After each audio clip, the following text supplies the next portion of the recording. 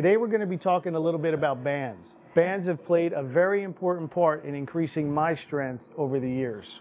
Today, Jim Parrish is going to help me out to discuss how we use our bands and how to get that maximum bench. So one of the training tools that we use is we incorporate bands into our training. This is a Monster Mini band, this is a small band, and this is a medium band. Now by training only the bench every week, how do you keep your central nervous system fresh? We do that by rotating our bands.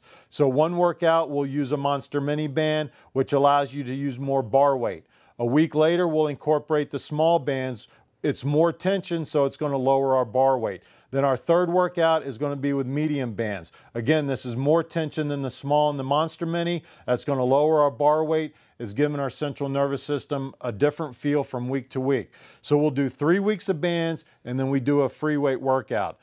Just remember, it's very important. Bands make you stronger. Free weight tells you how strong you are. So a free weight workout will not make us stronger. It will only tell us how strong we are at that given time. So we'll incorporate the boards with the bands to develop our strength. And then on our fourth workout, our fourth week, we'll incorporate a free weight workout with the boards, keeping our reps between 8 to 10. And that will tell us from month to month, from year to year, how strong we're getting as a result of training with the bands. All right, real quick, just want to go over with you how to hook up the bands. There's two different philosophies out there on hooking up bands. Our philosophy is you want to get the most tension throughout the entire range of motion. So a lot of guys, there are some systems out there and philosophies that they just want to choke the bands. They don't believe in the heavier tension. So what they'll do is they'll come through here, choke it up like this, and then right over. Problem with that is, Joe, grab the bar. You can see how sloppy it is right there. So as soon as you lift out, and you're bringing the bar down, you can see that it's very lax. So when it's lax like this, there's no tension. There's no benefit to lifting with bands when there's no tension. So let's lift it back up. That's called choking. What we do is we double the bands. So you come through here, double it, right up over the bar. Now you can see there's a lot more tension. Now, no matter how you hook up the bands, as you come down, whether you're benching or squatting, it's always going to, the tension's going to lessen, but when you double the bands, you're still going to have tension at the bottom. So let's come out. Now, as you come down, there's still tension here. So there's still benefit to, you're still getting benefit from the bands when you double them. So you're getting tension throughout the entire range of motion, which is very important. Now it's also important, you're going to see how Joe's putting the band further out. So when the band's underneath the rack there and then onto the bar, it's at an angle. And the reason for that is when the lifter brings the bar out over his chest, then the bands will be straight up and down. You don't want to have the bands too far back or you'll force the bar out over your head. That the true secret to getting strong with these bands is not strengthening your muscle. When you're constantly training against the resistance of the bands, it strengthens your tendons and ligaments. The stronger your tendons and ligaments get, the more that allows your muscle that you have to lift more weight. This system doesn't get you big and bulky. It takes what you have and makes it a lot stronger because your tendons and ligaments are allowing the muscle to lift a lot more weight. So Joe and I first met in 1996 and Joe was benching about 385 pounds. Now, yes, the bench shirts have gotten better, but no one is going to go from 385 to 705 just by having a better bench shirt at basically staying the same weight. Yes, Joe's gotten a little bit thicker over the time, but if he still wants to, in 1996 when I first met him, he was competing at 165. If he wants to drop down to 165 today, he could. You know, so he's more comfortable at maybe 175. So yes, over the years he's gotten a little bit thicker, but my point is he went from a 385 bench to a 705 bench because we've gotten his tendons and ligaments a whole lot stronger by training against the resistance of the bands. And I cannot emphasize that enough. All the free weight work, all the machines, yeah, that'll get you so strong. But if you want to take your strength to the next level, you need to start incorporating bands into your routine. Now these are the bands that we're going to be training with today, and these are the larges. 1, 2, lift. All right, good. That kind of tension. Yeah, these aren't bands that you get at LA Fitness or Snap Fitness. These are You get these bands at ironwoodyfitness.com. Just tell John Edwards at MHP, Joe Mazza, Jim Parrish sent you, and they'll take care of you on getting you a good deal on bands. Now we'll rotate through 10 different band tensions. So this is, largest today is just one of the 10 band tensions that we use. If you want to be a strong bencher, just bench. You don't see an incline here, you don't see decline, you don't see a rack of dumbbells. All we do is bench. It's important that you keep your central nervous system fresh. You know, it's important that every time you do bench that you do something different, you give your central nervous system a different feel. How do you do that? Every time we bench, we change our band tensions.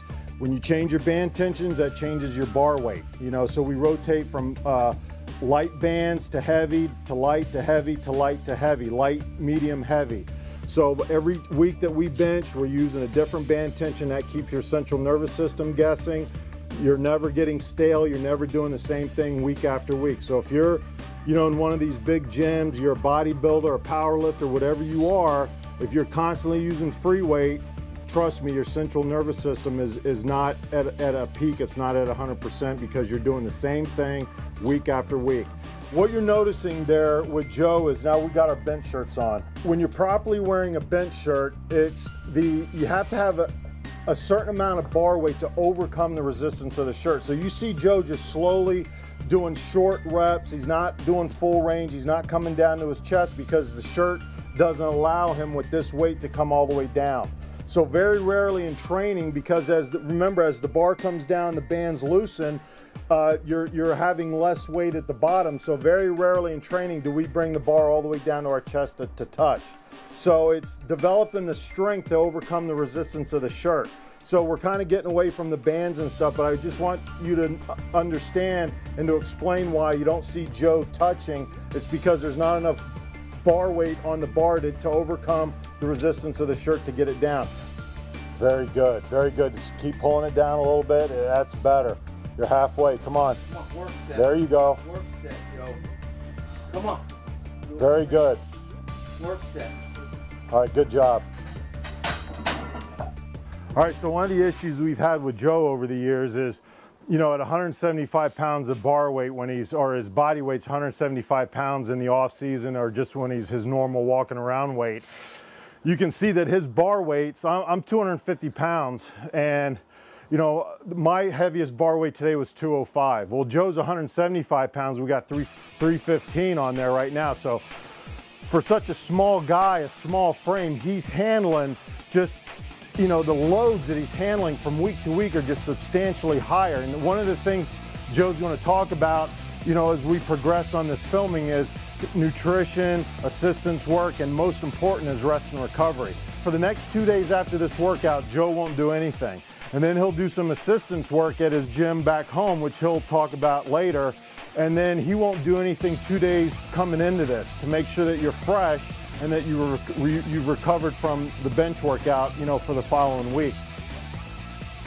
One of the issues we've had with Joe that we've had to watch is he'll get some tendonitis in his forearms, you know, from handling these loads. So he's, you know, he just did a meet 2 weeks ago. He's still feeling the after effects of that a little bit. So he's going to give this a ride, see how many reps he gets, and you know, if he's feeling any kind of pain, we always cut it short and we'll rack it.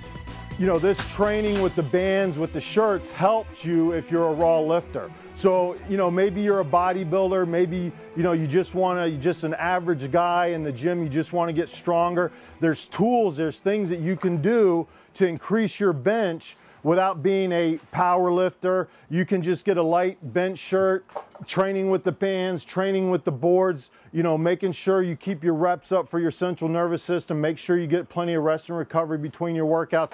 These are the little things that you need to pay attention to in order to be a better bencher, a better lifter. Remember, bands are going to take a little bit of time to get used to, but once you get used to them and start cycling the bands, you're going to show a dramatic increase in strength. Next week, we're going to bring boards into the picture, and Jim Parrish is going to show us how boards played a very important part in overloading my body and getting my ligaments, tendons, and muscles prepared